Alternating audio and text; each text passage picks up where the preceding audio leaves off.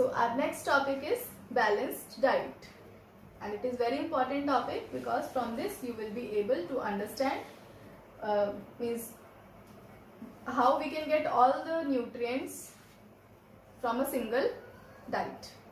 So first, the food that we eat during the whole day is called diet. Means during the whole day whatever we eat, either in breakfast, lunch, dinner, all the food together called as diet. But what is balanced diet? The diet contains adequate amount of all essential nutrients, roughage and water for proper growth and development of the body is called balanced diet. So that diet which has all the nutrients which is required by our body, roughage and water, all the three important constituents of food which is present in a diet is called as balanced diet, and that diet is required for proper growth and development of the body. So you are always suggested to have a balanced diet in your whole day so that you will be able to get all the nutrients required by our body for proper growth and development. So this is a balanced diet chart shown here. So first you have to remember the nutrients which we have already discussed. What were the nutrients? Carbohydrates, fats, proteins, vitamins and minerals. So let's see how we can get it in a balanced diet.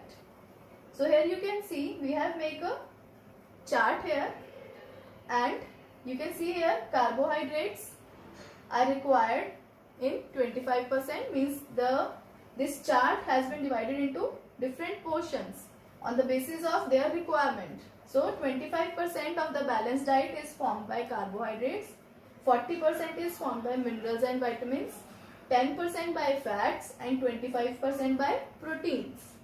Now let's see carbohydrates you can get from bread, from cereals, wheat, rice, maize. So they will include carbohydrate rich diet. Then from fruits and vegetables. So you should have fruits and vegetables in your diet. It will give you minerals and vitamins. Then meat, fish or beans. So meat, fish or beans, they will provide you proteins. So either any of the given foods you should include any one at least, so that you can get a sufficient amount of protein in your diet. Next are fats. So fats, they will form 10% of the balanced diet, which will include milk and dairy products.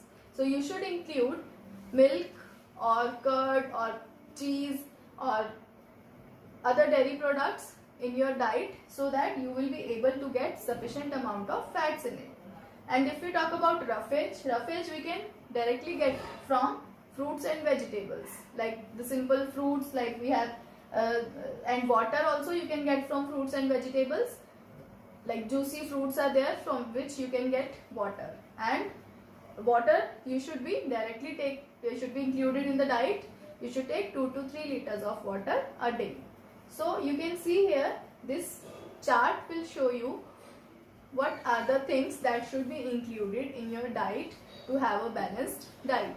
So try to include all these things either in the breakfast, lunch and dinner, because you take 3 meals in a day. So all the things can be included in this. Like you can have bread, milk in the breakfast. You can have fruits in the midday as a midday meal. Then you can have vegetables, curd, dal, pulses, rice, chapati in the lunch time, and you can also have some meat or fish in the lunch time, and milk you have already taken in the breakfast. And dinner time you can have some foods which are rich in fibers, like dietary fibers which have good amount of roughage in it, because it will be easy to digest, because at night our digestive system works slowly as compared to day. So this is all about the balanced diet chart. So I hope you will follow this diet chart and you will include all these foods in your diet so that you can have all the nutrients which you for the proper growth and development of your body. So our next topic is deficiency diseases. As you know, all the nutrients in our body play very important role and they should be taken in a proper amount by our body through our diet. But if they are not taken in a proper amount, so the lack of these nutrients may cause the diseases called deficiency diseases. So in this chapter we will study about, okay, so let us see here the different deficiency diseases. First is protein deficiency disease. If there is a lack of protein in the diet, then there can be the chance of having protein deficiency disease. So we have kwashiorkor in this. We will study in detail the symptoms. I will show you the picture also how the child looks when he is suffering from this disease. Next is protein, fats and carbohydrates deficiency disease. Means protein, fats and carbohydrates are not present in sufficient amount in body. This is also called as PEM, protein energy malnutrition. Protein means due to protein deficiency, and why we have used the word energy, because fats and carbohydrates are energy giving foods. So if these three are not there in the diet, then it is called PEM, that is protein energy malnutrition. For example, marasmus. So we will study in detail about marasmus in this. Next is we have vitamin deficiency diseases. The different vitamins will cause different symptoms, different diseases if they are not there in proper amount in our diet. And next is mineral deficiency diseases. Due to the deficiency or lack of minerals in our body, we will have two tables given in your book. I will show you the type of vitamin, the deficiency will cause which disease, and how we can cure that disease by taking which type of foods. Okay, now let us see the next table showing the vitamin deficiency diseases. So here you can see these are the vitamins, and this is the deficiency disease and the symptoms of the disease. So first one is vitamin A. The disease is night blindness.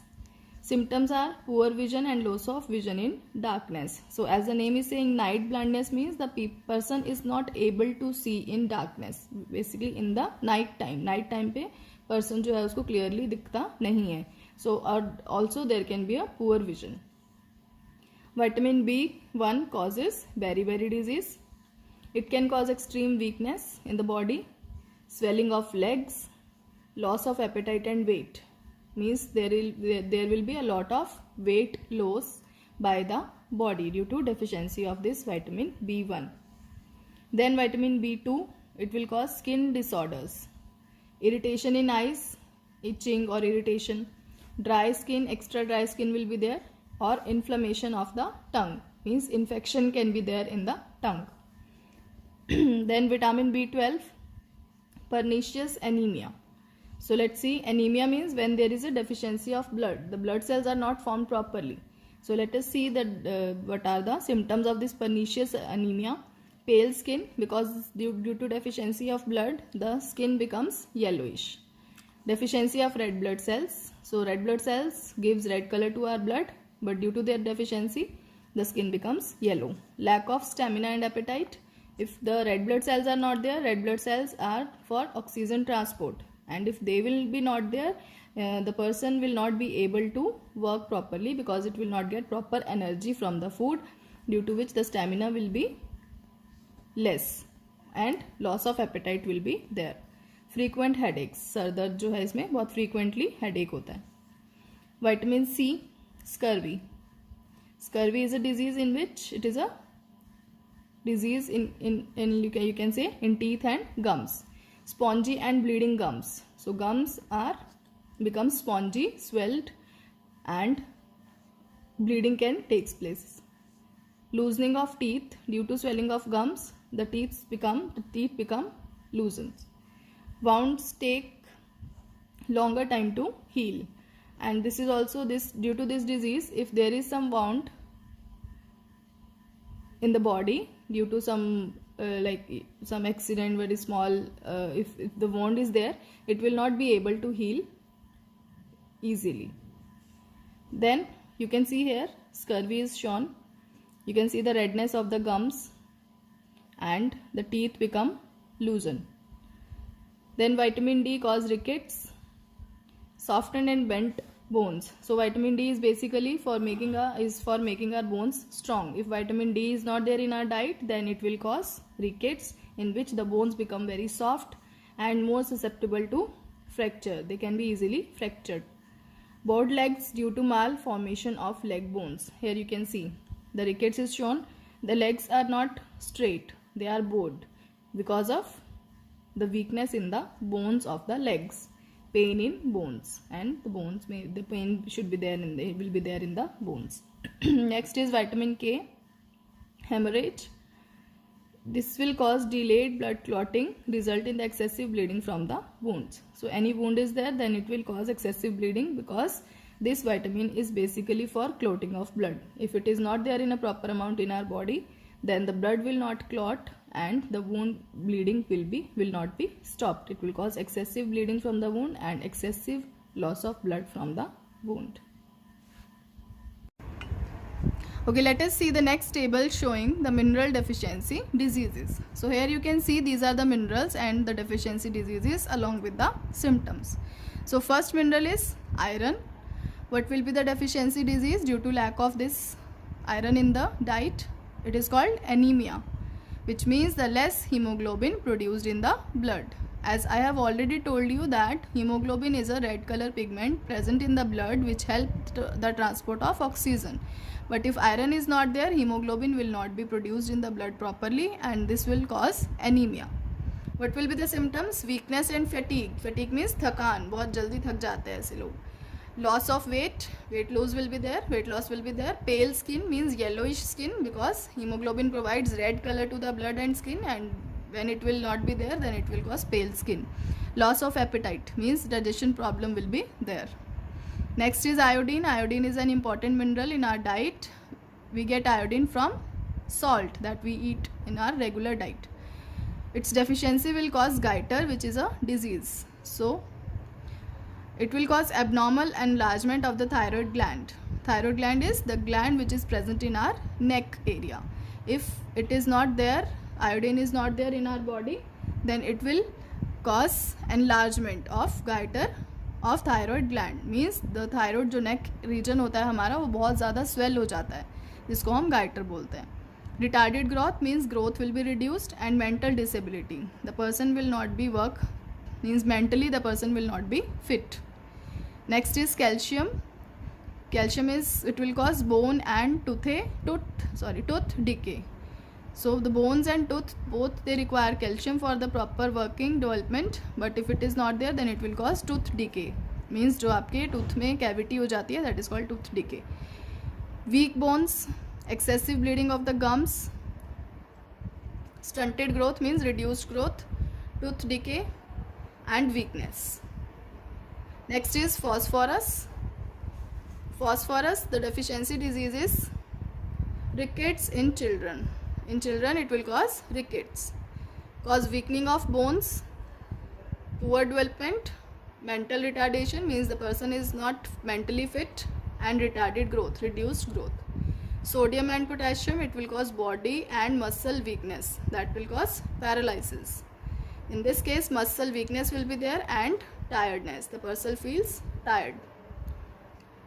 Fluorine, it will cause dental caries, that is pain in teeth, sensitivity to hot and cold food or drinks. So there will be pain in teeth, and hot and cold food or drink will cause sensitivity. Means the teeth become sensitive to these hot and cold drinks. When you will have hot food, very hot food or very cold food, then you will feel pain in your teeth. So these all are the deficiency diseases which are caused due to deficiency of these minerals. And with this the chapter is also finished.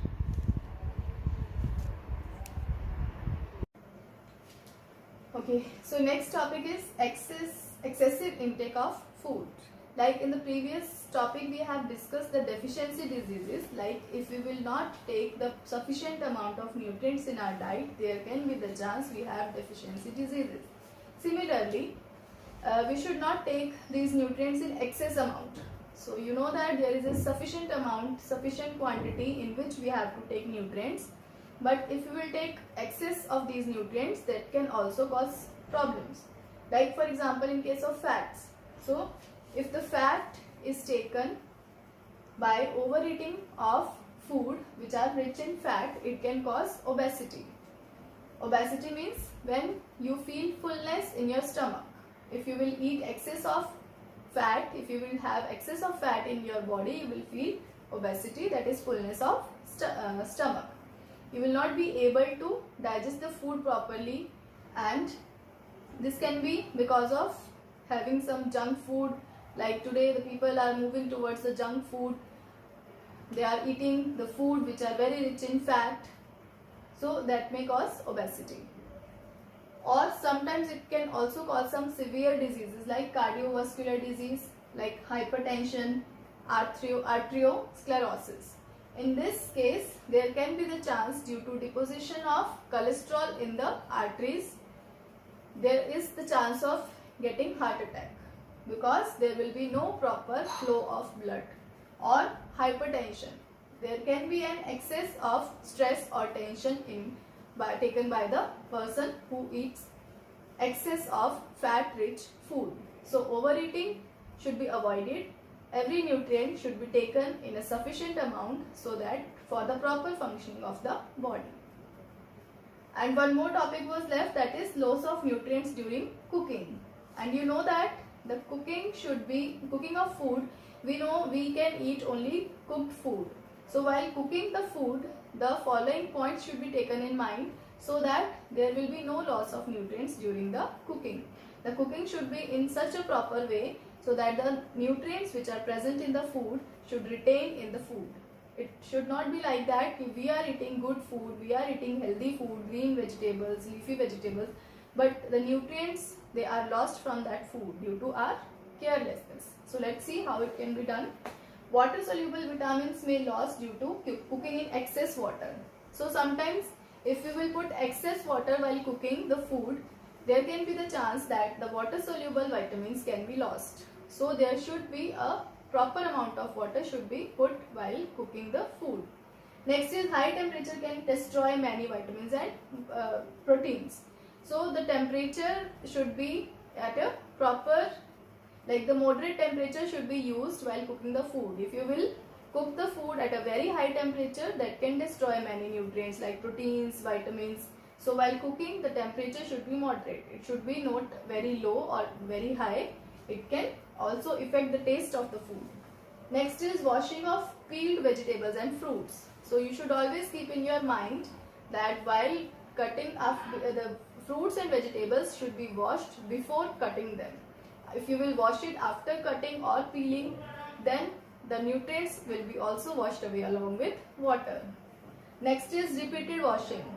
Like we have rice, pulses and all cereals. So they should not be washed again and again. Repeated washing can also wash away the nutrients present in them. So these points should be kept in mind while cooking the food so that the nutrients can be retained inside the food. And now with this we have finished the chapter. The chapter has come to its end. I will send you the concept map for the recapitulation of the chapter, and later on we will discuss the question answers as well as bookwork of the chapter so that you can do the question answers on your notebook.